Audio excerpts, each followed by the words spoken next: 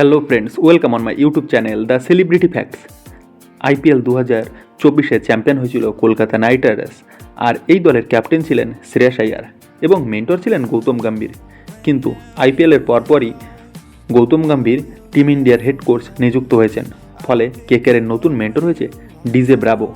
এরপর মেগা অকশনের আগে অন্যান্য দলের মতো কেকেআরও তাদের প্লেয়ার রিটেনশন কমপ্লিট করেছে, কিন্তু তারা তাদের ক্যাপ্টেন শ্রেয়াস আইয়ারকে রিটেন করেনি। ফলে তাদেরকে আগামী সিজনের জন্য নতুন ক্যাপ্টেন খুঁজতে হবে। অনেকে কেকেআরের নতুন ক্যাপ্টেন হিসাবে বেশ কয়েকজনের নাম উল্লেখ করেছেন।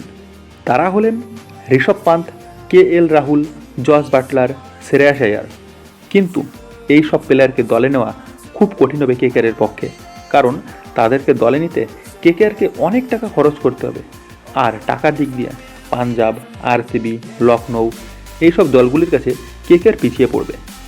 ফলে কেকেআর এইসব নামি দামি প্লেয়ারদের পিছনে না গিয়ে তাদের দলের কোনো প্লেয়ার অথবা অকশন থেকে এমন কোনো প্লেয়ারকে নেবার জন্য চেষ্টা করবে যাদের ডিমান্ড খুব বেশি নয় এবং তাকেই নতুন ক্যাপ্টেন বানাবে, এমনটাই মনে করা হচ্ছে। কিন্তু গত দুদিন আগে একটা জিনিস লক্ষ্য করা গিয়েছে, আর সেটি থেকেই কেকেআরের পরবর্তী ক্যাপ্টেন কে হবেন সেটা আন্দাজ করা যাচ্ছে। কারণ 3 দিন আগে কেকেআরের মেন্টর ডিজে ব্রাভো মুম্বাই পৌঁছেছেন, কারণ আগামী 24 ও 25 তারিখ মেগা অকশনের আগেই তিনি মুম্বাই পৌঁছেছেন কেকেআরের হেডকোয়ার্টারে। সেখানে তিনি এবং টিমের বাকি কর্মকর্তারা মিলে অকশনের ব্যাপারে আলোচনা সারবেন। কিন্তু তার পরদিন কেকেআরের প্লেয়ার সুনীল নারায়ণ ও মুম্বাই পৌঁছেছেন। কেকেআর এই আলোচনা সভায় যোগ দিতে পারেন সুনীল নারায়ণ ও অকশন টেবিলে উপস্থিত থাকতে পারেন তিনি। আর তা থেকে অনুমান করা যাচ্ছে যে সুনীল নারায়ণই কেকেআরের আগামী ক্যাপ্টেন হতে চলেছেন, কারণ সাধারণভাবে দলের ক্যাপ্টেন ছাড়া অন্য কাউকে ম্যানেজমেন্টের সঙ্গে অকশন টেবিলে অথবা আলোচনা সভায় থাকতে দেখা যায় না। একমাত্র দলের প্লেয়ার হিসাবে ক্যাপ্টেনই সেখানে থাকেন। ফলে এর থেকে পরিষ্কার বোঝা যাচ্ছে যে তিনি দলের আগামী ক্যাপ্টেন হতে পারেন।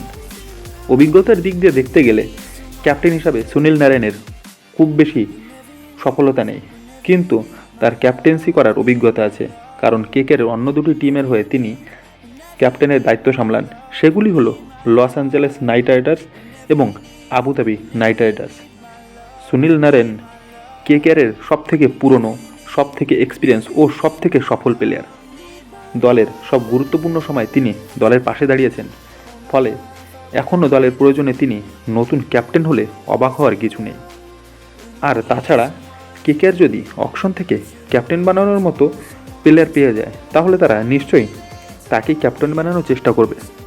বন্ধুরা, তোমাদের কি মনে হয় কেকেআরের পরবর্তী ক্যাপ্টেন কে হতে পারে সেটা অবশ্যই কমেন্ট করে জানিও। বন্ধুরা, ভিডিওটি ভালো লাগলে অবশ্যই লাইক করো ও অন্যান্য আপডেট পেতে চ্যানেলটিকে সাবস্ক্রাইব করো।